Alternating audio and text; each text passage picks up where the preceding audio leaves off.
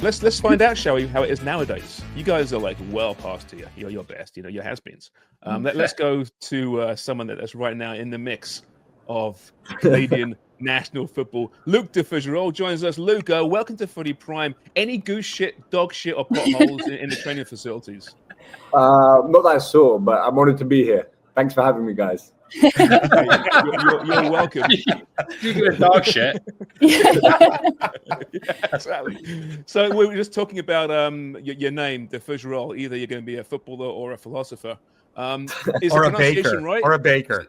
Or a baker, yeah. See, Amy's from Montreal, right? Okay. She's got that beautiful. She can fake this beautiful French accent. So, Dubs, how would you pronounce Luc's name? Luc de Fougerolles. I actually can't say that well as well, which is quite I was going to ask you though, because it's your dad who was born in Montreal, correct? My dad is born in Montreal. He's actually coming out to Montreal to see me play and link up with a few friends as well. So yeah, it's good to be back. I think I was here last year for a short time and then I got injured, so I had to leave. So hopefully this camp can be a bit longer and a bit better than last year, which ended quite badly. Well, before we get into the football, just so everybody knows, does anybody in your life call you Luc or are you just Luc? Just Luc. Okay. There's nobody in England going to go, Luc. Yeah. Yeah. There's a few like Lux in England, because obviously Luc in England is Luke. So it's like, why is it Luc? But no, when I go anywhere else apart from England, it's just Luc. So yeah. How are you in your Flemish these days? Have you learned some Flemish? No, I've learned zero. I've been taking French lessons though, because I actually don't speak French. So instead of going for the Flemish route, I've kind of gone French, which is, say half the team speaks French, half speaks Flemish, but everyone speaks English. So it's actually really easy. But I thought with all the spare time I've got, I might as well do something useful. So yeah, I'm trying to learn French, practicing my cooking as well. So I've actually been quite productive in the first few months out there. What was your favorite dish that you cook? What's the best thing I cook, did you say? Yeah. Salmon. I cook that at least 2 times a week. It's kind of like I have the same menu every week, and it's just I just rotate it like between the days, and like I get by. So yeah, it does the job. Yeah, it works for you. I mean, nowadays, obviously, it's changed from many years ago, obviously. But your young players, are you taught by your clubs and the academies at Fulham or wherever you were to cook, how to eat properly, nutrition, that type of stuff? There's a lot of nutrition at Fulham, to be fair. Cooking wise, not really. We kind of get at Fulham, everything was kind of given to us. Like we had the to us, lunch given to us, and then obviously at dinner when you were younger, your parents would cook it, or you'd, I don't know, get something out or something like that. So cooking wise, not really. So I'm kind of on my own there, but I did it at school, so I've got like the skills. But yeah, it's a work in progress, definitely. Yeah. Is it still called home economics in England? Is that what it's still called? It's called food and nutrition in my school, at least. I don't know what I've never heard of home economics. Maybe that's a bit before my time. Yeah. Wow.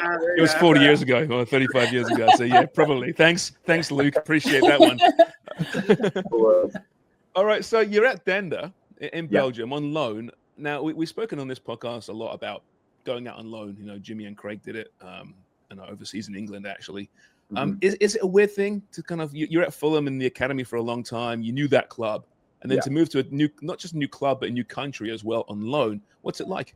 Yeah, it was definitely like the first one. It was like a leap of faith. Like I was kind of changing clubs for the first time in my life, going to a new country where I obviously didn't speak the language as good, but it's actually been easier than expected, to be honest with you.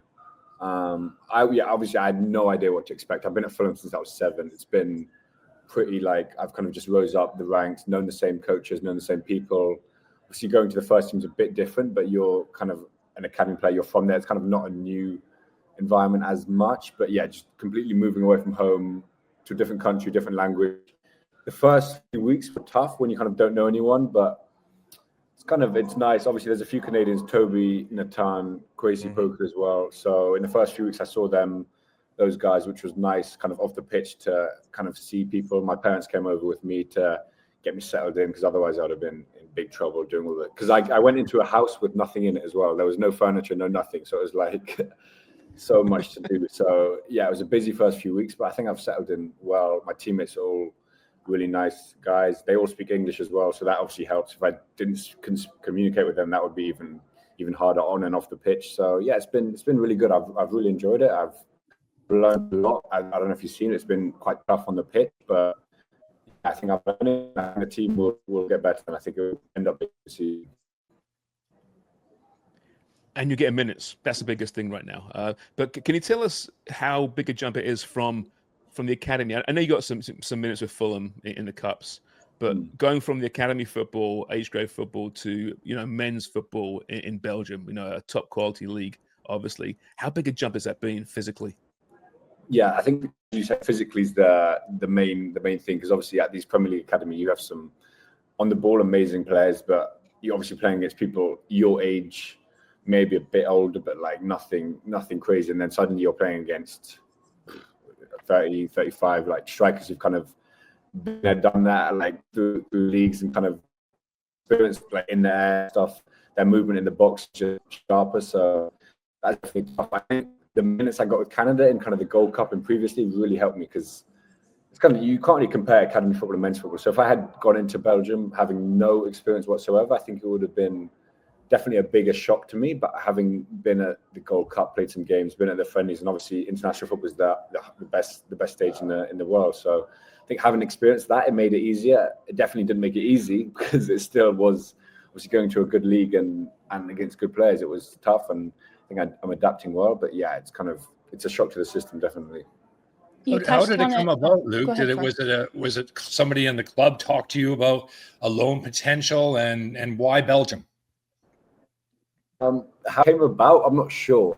I think it was after creating my agent. I wanted to go on loan in the back of my mind at that point, and then my agent said, "Oh, how does Belgium sound?" I was like, "That would be amazing," because obviously I've known a few of the guys came through at Belgium. It's good for young players, so I kind of thought I'll have a call with them, see what they say. Spoke to the manager, spoke to the sporting director, really liked what they had to say, and then from there I was just kind of trying to get a deal done. I had to sign with Fulham first and then go out. So it took a bit longer than expected. But yeah, for me, I felt as soon as that league kind of came up, I was very, very set on going. And yeah, I think it's been a good decision. You touched on it a little bit there when you're talking about adapting to the league in Belgium, but playing against fully formed professionals, like just shifting your mindset and your experience with the national team, getting yourself out of that comfort zone, testing yourself within that group of players, obviously, that you respect, but that you have to maybe raise your level because you're still only 19 years old. Was that really helpful to shift your mindset in the way that you approached this new contract and playing in Belgium? Yeah, definitely. I think with the players I play in Canada to Belgium, is that what you're kind of... Yeah, just like, I mean, you've got 9 appearances with Canada, 7 starts, and you've obviously impressed. But like joining that setup under Jesse and growing and just what you've shown over the course of those appearances, did that experience help you in the way that you approached this new setup in Belgium? Yeah, 100%. I think also part of the reason I chose to go to Belgium is it's obviously a high-paced league, and kind of the chat I had with the manager and the sporting director was kind of similar to what Jesse wants as well, like quite high pressing, quick football. So obviously having been with Jesse, and it did take a bit of time to get used to. I think he came in last summer. It definitely took a while. It was a shock, like the way he plays. And for me, also having not played any professional football when he came in, and then kind of going to the training sessions, it was like very tough for me. And I think like once I adapted, then I was kind of like, yeah, this suits my game. I like having the ball, and then I'm also quite a mobile centre back, so I don't mind playing a high line, don't mind stepping out into fullback positions quite a lot of the time when we're pressing. So yeah, it's kind of like the style of play that Jesse played really helped me to go to Belgium, which is a similar league. It's very, very like a lot of counter-attacking football. Not many teams kind of play like slow possession and pass the ball around the back. So yeah, it definitely helped me going into that. Obviously, this past weekend, Moise Bambino breaks his tibia. Terrible news for Canada. Now, a couple of years ago now, that would have been even more devastating, given that the depth just wasn't there. But we're seeing more depth now in that position, especially with yourself, who's really impressed in the last couple of windows. Where do you see your role with Canada? Because when Moise gets healthy, you assume he'll get in there. And at the moment, you can see a Cornelius Bambino partnership. You're a young player. You're proving yourself. You've got opportunities now, especially when Moyes being out for the next few months. Where is your role right now with Canada? To be fair, I take each camp as it comes. I just love going away, whether that's starting, helping the team off the bench, or helping the team in training on the side. Whatever my role is, I'm very happy to do it. Obviously, the goal is to play, but that's not in my hands. I'm just going to give it 100% every time I play. And then, yeah, obviously this camp is really devastating that Moyes can't be here. I obviously send my regards to him, and I sent him a few messages. But yeah, I always like when he comes into camp, because obviously for me personally, as a young player, as you said, a player like him playing at the highest level in European competitions, I can also learn off him. We play similar positions, and yeah, he's kind of a role model for me when I come into camp. He's kind of come through the system, and now he's a top centre back, and I try to take bits of his game and ask questions from him and try and learn and improve. So yeah, obviously it's a big shame he's not here, and hopefully in a few months, I think it's going to be, I can get back with him and I can continue learning off him. But you and Derek obviously have a pretty good relationship out there as well. It's been proven so far. How is it playing beside Derek, a pretty experienced player now? Yeah, very experienced player. He's played in a lot of leagues now. It's really nice playing with Derek. I think previous to this, I obviously hadn't played with him at all. I'd trained with him a few times, and yeah, he's top on the ball, very good in the air. There's not many faults in his game, to be honest. So yeah, he always helps me. He's a very vocal guy, as you said. He's older than me, so he's always talking to you in the game. Any break of play, he'll come speak to me and say, you need to do this, and this. So yeah, for me as a young player, it's amazing that he gives me this support, and I think together we complement each other as well. So yeah, I really like playing with him. Prior to you being called into the national team, had you spent any significant time in Canada? And then further to that, what has it been like getting to know Canada and different cities via these camps and the communities that are there when you guys, obviously that like Jesse and Canada Soccer have made a concerted effort to reach out when you guys are in certain places. What has it been like getting to know Canada through that lens? Yeah, to be fair, as you can probably tell by the accent, I've lived in England my whole life, but right.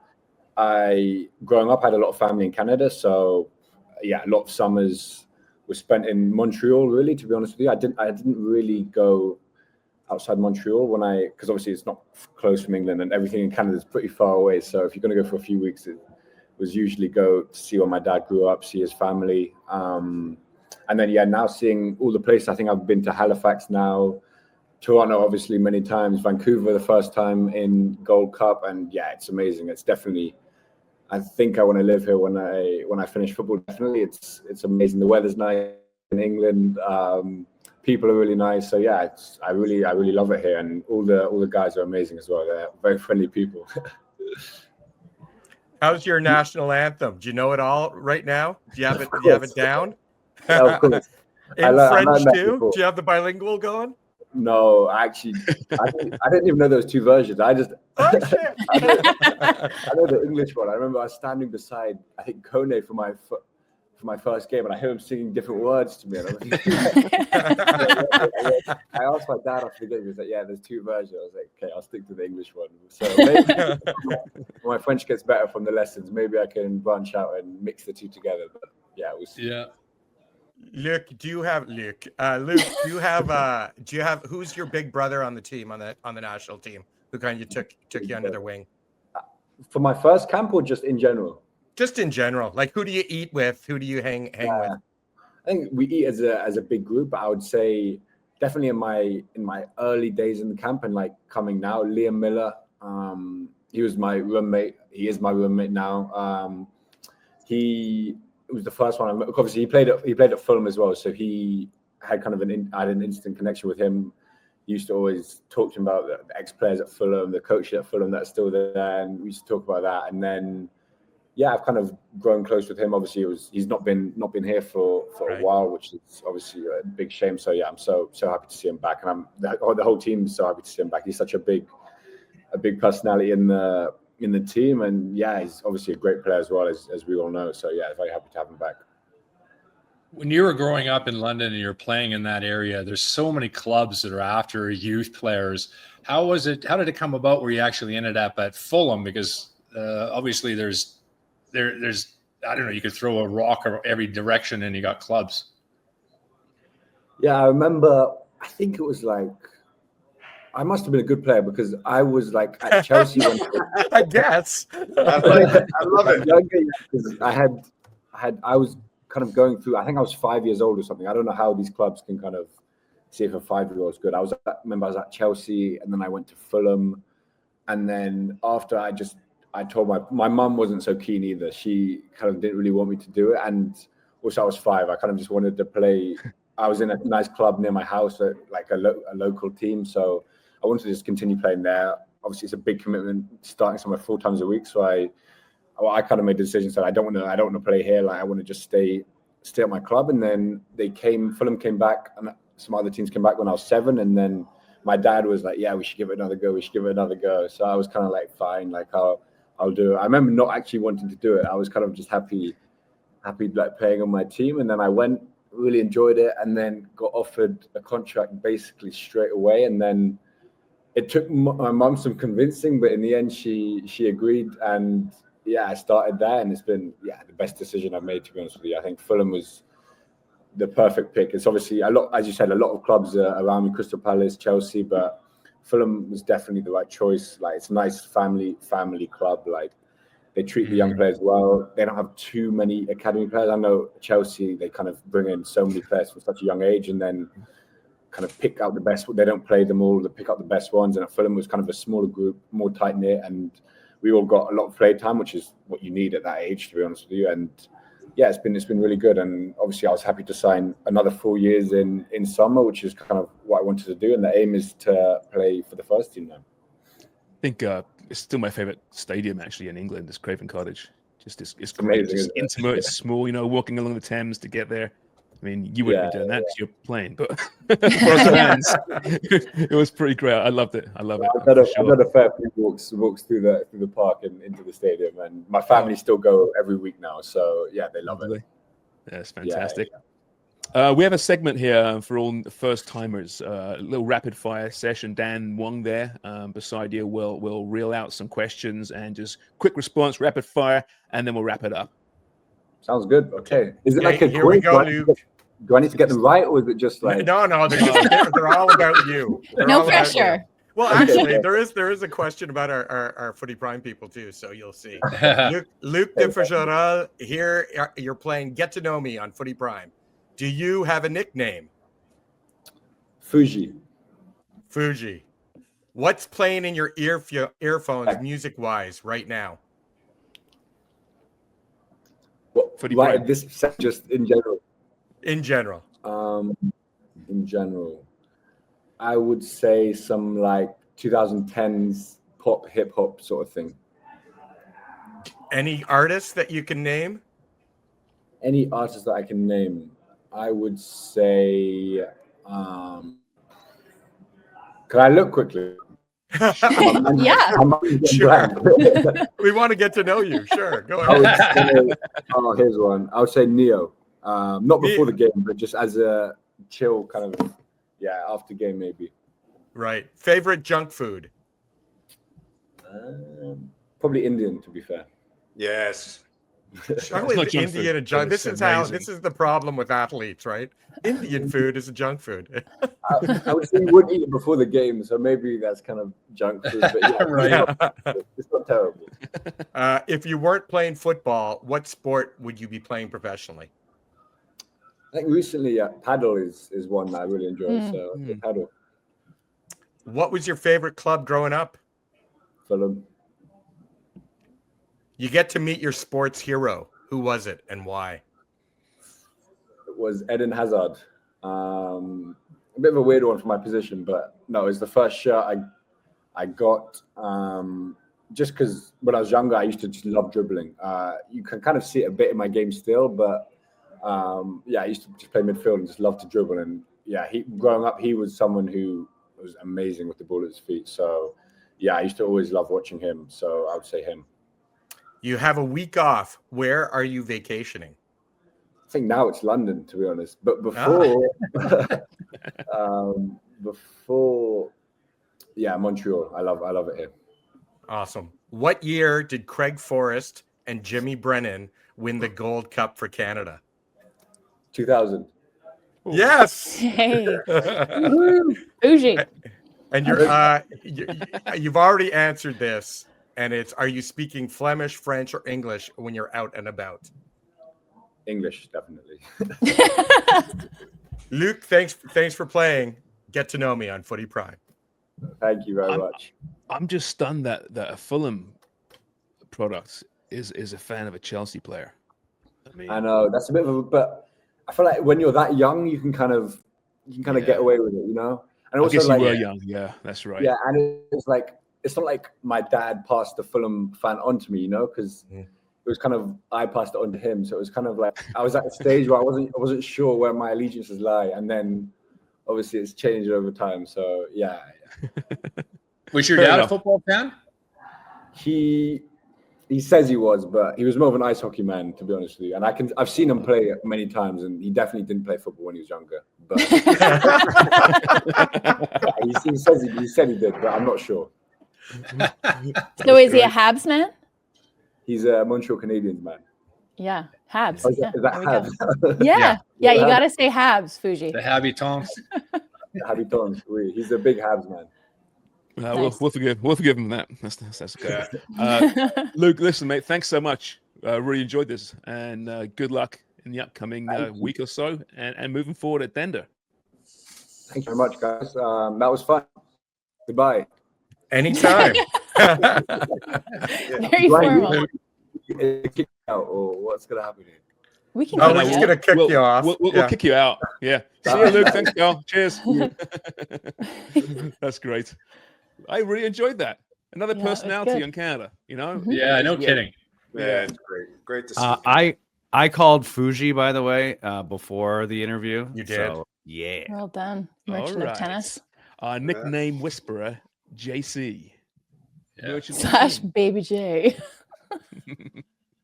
Yeah, what a good guy. What a good guy. Man, oh man. Yeah. Great guy. For 19? 19? 19, I know, yeah. And he's a pretty amazing. Right? I was such a dickhead at 19. I mean, I'm a dickhead now, but 19. Yes. I know people who are real dickheads at 22. So 19. Wow. Anyone in particular? No, I can't think of anybody. No? I can confirm that he was a dickhead. Can also confirm. Well, listen, Canada may not win any games, but they're well set with personalities and characters and good interviews. So we're happy about that. Now the pressure's on, right? But Promise, obviously, was brilliant. Now Luc de Fougerolles. Who's next? Who next shall we request to live up to the heights of them? Any thoughts? Yeah, I'd like to get I think it's one of Dubs, and I don't know, Dubs, if you're on first name basis with Mathieu Wong. I'd love. No, I mean I know him a bit, but only we because had Joel Waterman last time, right? He was fantastic too. Yeah. I think it'd be cool to hear about his trip over to Grasshopper for that season, and it seems like a rough one. But then all of a sudden, playing at LAFC, it's kind of a pretty cool story, kind of in the same vein as Jaden Nelson. Hey, I've got another life in Canada in the MLS and playing with some star players. That's a great way, a great journey. And is Sonny as great as we think he is off the pitch? Because I bet he is a wicked teammate. Yeah, all you dog people, did you see the highlight? He was taking interviews, then all of a sudden a dog came on the pitch. I think anyone went and hung out with the dog. So anybody who's into pets, he loved the dog, and you're just kind of like, okay, is this guy just going to be great about everything? Can he have a dark side? I hope he has a dark side. I hope so too. Please have a dark side. So. I don't think he does. But if it is dark, it's really dark. It's Belgium dark. Belgium dark chocolate. That's right. The depths of Dender.